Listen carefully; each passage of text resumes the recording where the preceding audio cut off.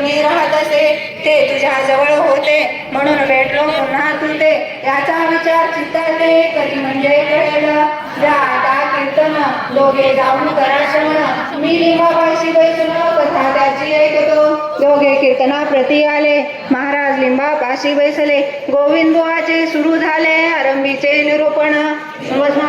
श्री भागवताचा घेतला होता एक साचा श्लोक एकादश स्कंदाचा हंसगीतामधील भुवानी पूर्वरार्थ विचार केला त्याचा उत्तरार्थ समर्थ वर्गे ते ऐकून घोटाळले गोविंद बुवा मनात हा उत्तरार्थ वदनारा पुरुषाधिकारी दिसतो खरा राजा घेऊन मंदिरा या हो कीर्तन श्रवणास बंगटलाल पितांबर आणि मंडळी निघाली तर समर्थाची साक्षात कीर्तनाची आणाव्या केली विनंती अवघ्यानी श्रोते आधी विनयानी